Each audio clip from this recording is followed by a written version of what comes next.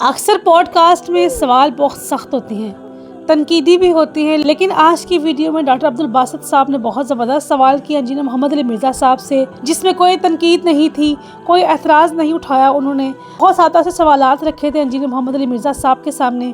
سب سے پہلے انہوں نے پروفائل کی بات کی، ویڈیو تھوڑی لمبی تھی لیکن ان کی اس ویڈیو کے کچھ پارٹس پہ ریاکشن دوں گی۔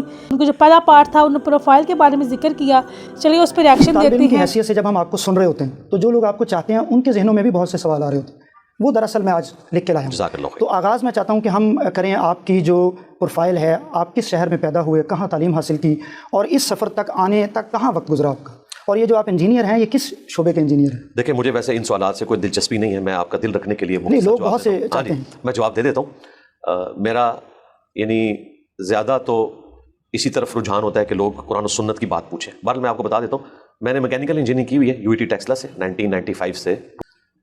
جو شروع کی تعلیم ہے وہ میری جہلم شہر میں ہی ہے، میٹرک بھی FSC بھی، اور اس کے بعد جب میں نے انجینئرنگ کر لی تو 2001 میں میری سلیکشن ہوگی نیسکوم کے ادارے میں NDC میں۔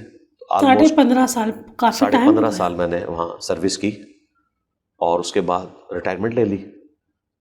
دین کے حوالے سے جو میرا شغف ہے وہ اسکول ایج سے ہی ہے، یعنی میں میٹرک کی لائف میں ہی الیاس قادری صاحب کی جو جماعت ہے دعوت اسلامی، اس کے ساتھ اٹیچ ہو گیا تھا، گرین پگڑی باندھتا تھا، اور گھر میں بھی اسلامک ماحول تھا اللہ کے فضل سے، لیکن اتنا نہیں۔ یہ سارا کریڈٹ اس حوالے سے الیاس قادری صاحب کو جاتا ہے۔ اور اس کے بعد کالج میں بھی، پھر یونیورسٹی لیول کے اوپر بھی تعلیم پہ کمپرومائز نہیں کیا، ہمیشہ ٹاپ 10 پوزیشنز میں میری پوزیشن ہوتی تھی الحمدللہ۔ اس سارے گفتگو سے یہ اندازہ ہوتا ہے کہ انجینئر صاحب بہت لائق تھے اپنے زمانے میں۔ لیکن پیرلل میں یہ ایک شوق تھا دین کے حوالے سے، کتابیں بھی پڑھتا تھا، علماء کے پاس بھی بیٹھتا تھا۔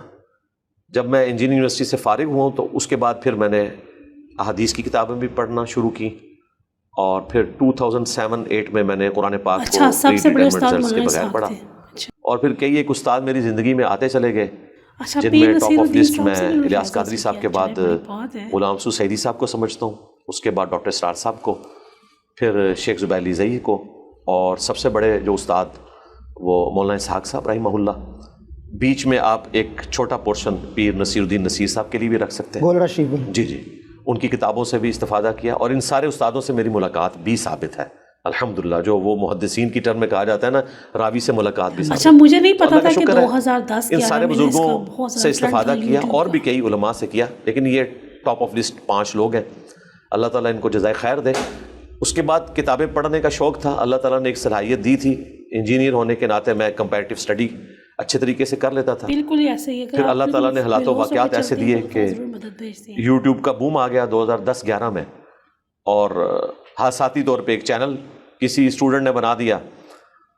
ہم نے تو اپنا آفیشیل چینل 2014 میں جا کے بنایا، اور 2016 میں ہماری HD ریکارڈنگ شروع ہوئی، پہلے تو ویب کیم پہ ریکارڈنگ ہوتی تھی، اور اللہ نے مقبولیت دی اس حوالے سے کہ بے لوث ہو کر کام کیا، بغیر کسی چندہ بک کے، بغیر کسی مدرسے کے، بغیر کسی فرقے کے، اور بغیر کسی مسجد کے، سب کو مسلمان سمجھتے ہوئے اللہ تعالیٰ نے برکت ڈالی ہے جی۔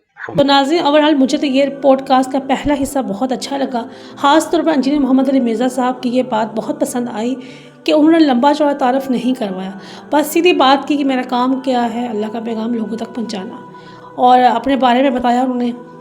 بہت زبردست نالجیبل ویڈیو تھی، کیونکہ ایسی چیز ہم لوگوں نے جتنا بھی ان کی جرنی دیکھی ہے، انہوں نے کبھی بھی اپنے بارے میں یہ چیز نہیں بتائی، اور ڈاکٹر عبدالباسط صاحب کی وجہ سے ہمیں انجینئر محمد علی مرزا صاحب کے بیک گراؤنڈ، ان کی پڑھائی، YouTube جرنی کے بارے میں پتہ چلا، جو کہ میرے لیے تو کافی انٹرسٹنگ تھا۔ اسٹوڈنٹ کو یہ ساری باتیں اپنے استاد کے بارے میں پتہ ہونی چاہیے۔ ابھی تک تو پوڈ کاسٹ کافی مزے کا لگا، دیکھتے ہیں آگے کیا باتیں ہوتی ہیں، انشاءاللہ اس کے اگلے حصوں پر بھی ریاکشن دوں گی۔ آج کی ویڈیو بس یہاں تک، کل ملتے ہیں ایک نئی ویڈیو میں ایک نئے ریاکشن کے ساتھ۔ اللہ حافظ۔